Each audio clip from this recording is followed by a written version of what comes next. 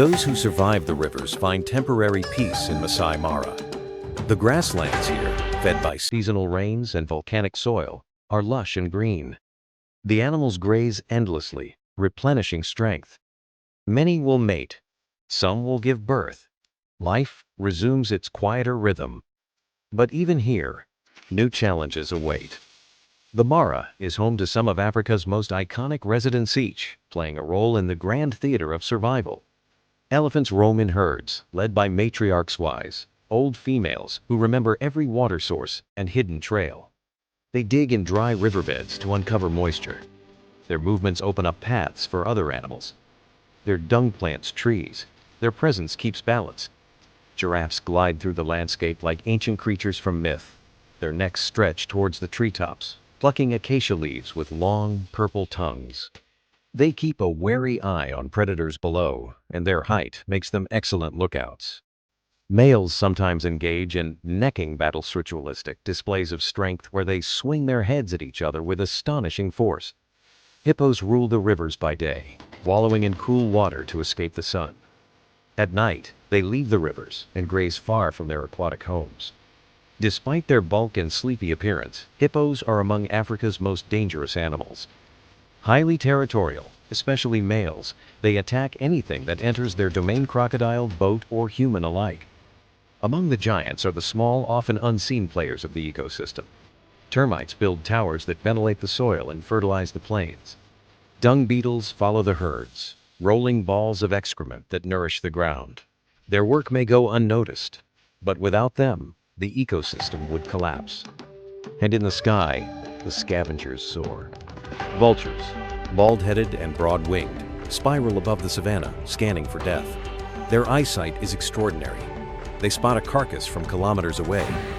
Once one vulture descends, others follow in a chain reaction. Their strong stomachs digest rotting flesh that would poison most other creatures. They clean the land, reduce disease, and close the loop of life. Marabou storks, solemn and spectral, stand beside the dead with dignified patience. Secretary birds, tall and elegant, stalk the grasses, hunting snakes and rodents. Crowned cranes dance through wetlands, their golden crests flashing in the sun. And the oxpeckers, ever busy, ride on the backs of buffalo, zebras, even giraffes, plucking ticks and warning of danger. This is not just a landscape of drama. It is one of balance. Each species, from lion to lizard, plays a role. The Great Migration is not simply about movement, it is about the transfer of energy, the nourishment of soil, the recycling of life through birth, death, and rebirth. It is a living, breathing chain of dependence, wrapped in dust and sunlight, framed by the rising and setting of the African sun. The migration changes everything it touches. It alters the rivers, shapes the trees, influences bird migration, and dictates the schedules of predators and prey alike. Even vegetation responds. Where the herds graze, new growth follows. Where they trample, new paths are born. And among all these creatures walk the people of this land, the Maasai, the Samburu, the Turkana. To them, these animals are not just wildlife. They are neighbors, symbols, teachers. The Maasai have long lived alongside lions and herds, their culture intertwined with the pulse of the migration. They read the signs of the earth as easily as any wildebeest does. This journey, then, is not only biological, it is spiritual, it is ancient, it is necessary. And in the south, a new whisper rides the wind, a signal older than memory. The herds begin to stir. The journey is not over. The African plains. Its golden rays stretch long across the savanna, painting every acacia tree and wandering animal in warm hues. The dust in the air catches the light, and for a moment, time itself seems to slow. The herds are still moving, always moving, but there's a hush now, a kind of reverence, as though the Great Migration is not a story with a beginning, middle, and end. It is a circle fluid, repeating, eternal. Every year, the loop continues. Birth in the south, peril in the rivers, plenty in the Mara, and return with the rains. It is a biological heartbeat that has echoed for millions of years, long before the first camera arrived, long before the first human voice called it great. And yet, to witness it is to be changed. Because it is more than just movement. More than the thundering of hooves and the splash of river crossings, it is a story of persistence, cooperation, sacrifice, and sheer will. It is the greatest example on earth of life, choosing to endure. The migration reminds us of something we have forgotten in our cities and screens, that life is fragile and beautiful and interconnected beyond measure, that no species survives alone, that every bite of grass, every paw print in the mud, every drop of rain plays a role in something far larger than itself. In Maasai Mara and the Serengeti, there are no wasted efforts. Even death has purpose. When a wildebeest falls, a predator eats. When the predator defecates, the beetles arrive.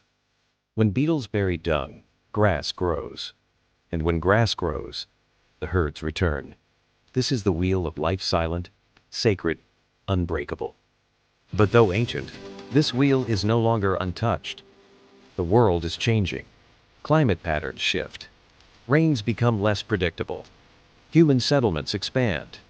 Roads cut through migration paths. Fences rise where once only wind moved freely. And still the herds come hesitant, rerouted, but determined. The question now is, will we protect this miracle? The answer depends on us, not just as observers, but as stewards. Conservation is not just about saving animals. It's about preserving harmony. It's about remembering that when we lose something like the Great Migration, we don't just lose a spectacle, we lose a piece of ourselves. Fortunately, there is hope.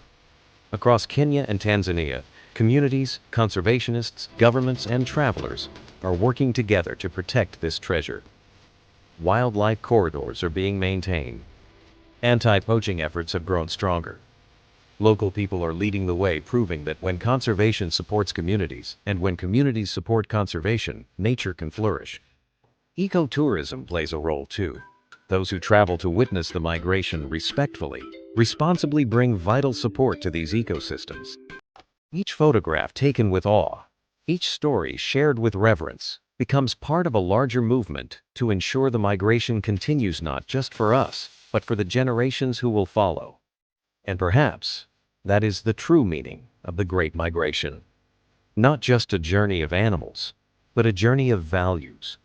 A reminder that survival is collective, that beauty is fragile, that motion is life, and that we as a species still belong to the natural world, not apart from it. As night falls on the Mara, the stars ignite in a sky unspoiled by cities. Somewhere, a lion roars. A calf bleats for its mother. A hyena answers with a whoop. The sounds of Africa blend into a lullaby older than words. The herds sleep, but not for long. The moon will rise. This is not just a migration. It is Africa's beating heart. In dust, in blood, in grass. And it will go on, as long as we remember that all life, in the end, migrates together.